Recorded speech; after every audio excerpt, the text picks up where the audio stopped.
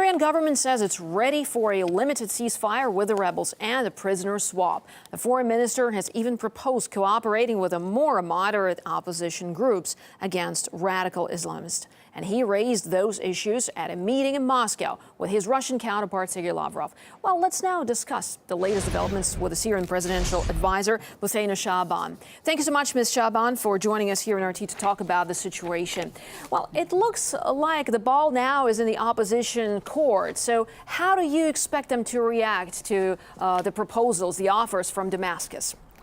Well, what we expected right from the beginning and what we expect now and forever is to put the interest of the Syrian people and the interest of Syria above everything else, and to care about Syria rather than to play into the agendas of other parties who actually from the beginning of the crisis they have been really intent on destroying Syria's institutions and on doing so much kidnapping and killing. So we don't want to look back. What we want to do is to try and save our people from so many massacres, from so much bloodshed, and to try and see the light at the end of the tunnel. Well, and that would depend, of course, on how the parties, different parties involved in solving the Syrian conflict cooperate with each other. And of course, the Syrian National Council is one of such parties. At this point, they seem to be divided and don't even seem to be decided, in fact, whether to attend the conference, the Geneva II conference, or not. Why do you think there is so much division within them? I think the divisions come from because of that these parties, first of all, they have been living outside Syria for so many years. They are kind of Syrian, abroad, who do not know what the Syrian people are going through. And second, I think because of the source of finance. I think many of them are receiving finances from different parties.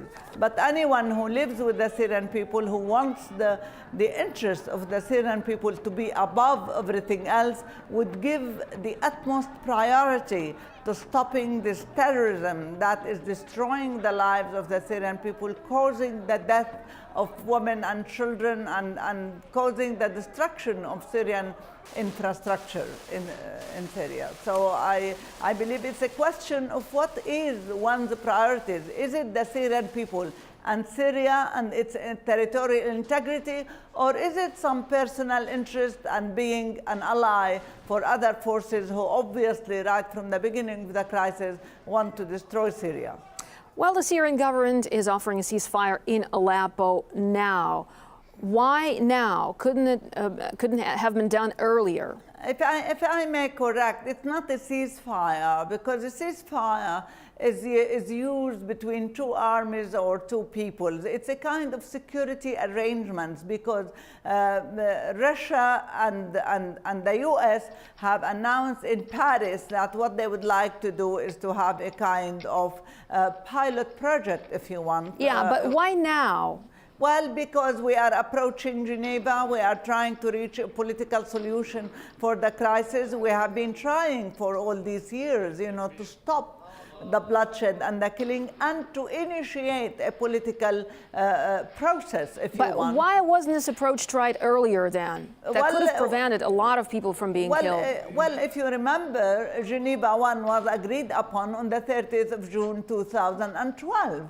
But it is, as ever, the opposition and the countries and the forces who are supporting the opposition who cannot reach an agreement. I mean, even now, the opposition says we will decide today or tomorrow or after tomorrow whether we go to Geneva II, while the Syrian government has announced months ago the names of its delegation that is ready to go to Geneva because we live in Syria.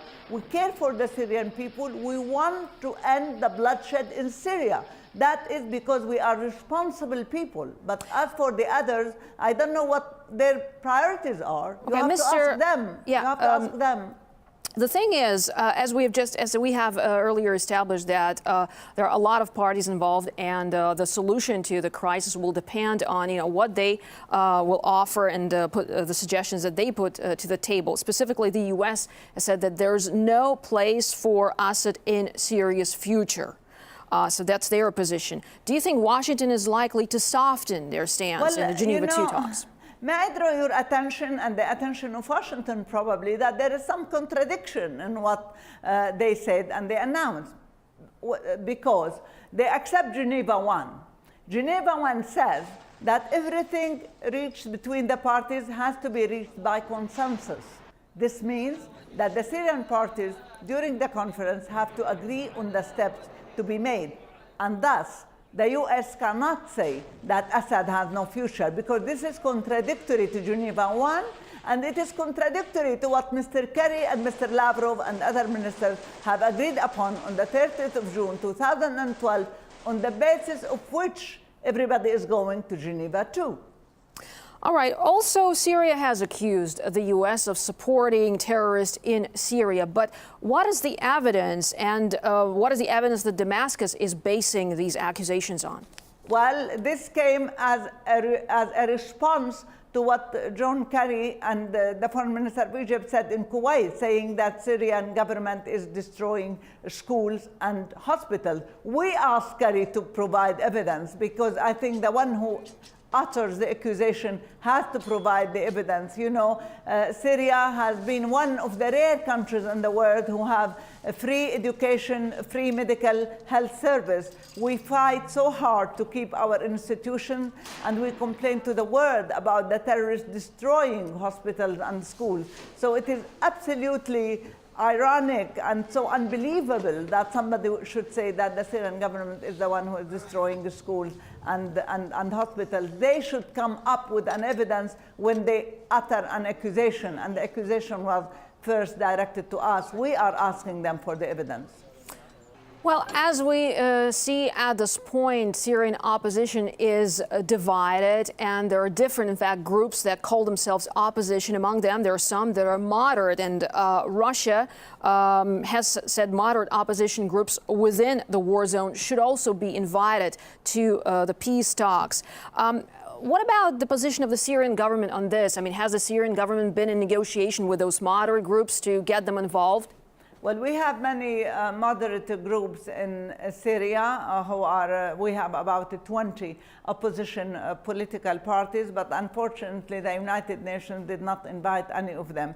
By the way, we are not here referring to the Islamic Front, because this is not moderate at all, although it has been portrayed by Saudi Arabia and by the United States that this is moderate in comparison to Daesh and to Jabhat al-Nusra. They are all in the same boat. They all kill, kidnap, destroy institutions. What we are referring to is a political opposition, both in Syria and outside Syria, who should be invited to Geneva too. But unfortunately, I don't know what are the criteria that the UN has for inviting opposition people to Geneva too. I think you have to direct some question to Lakhdar Brahimi or to the UN to ask them what are their criteria in inviting Syrian opposition to Geneva too. All right, and finally, before we let you go, Ms. Shaaban, I'd like to ask you another question about the chemical weapons and how the process of destroying the chemical stockpiles that Syria has is going. In fact, the Global Chemical Weapons Watchdog says Syria may not be able to meet the June deadline. So why is it that the Syrian, this process is sort of not meeting this deadline, or there is a possibility of not meeting this deadline?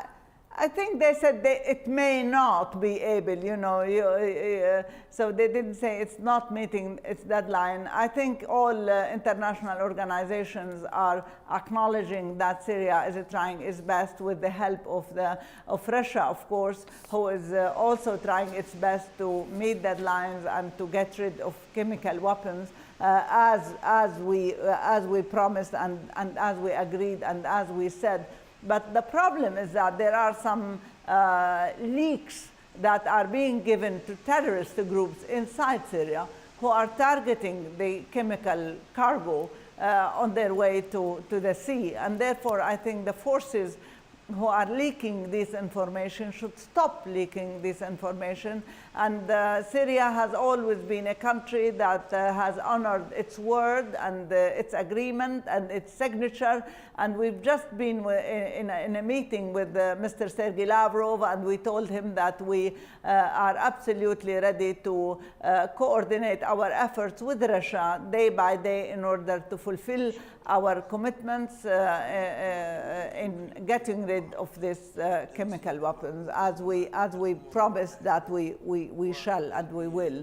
But don't listen to the media. You know, they promote so many false things, as they did on the 21st of August 2013, accusing the Syrian government of using chemical weapons. And now even their reports, you know, scholars, CIA, everybody has acknowledged that was a lie and that was unfounded information to accuse the Syrian government.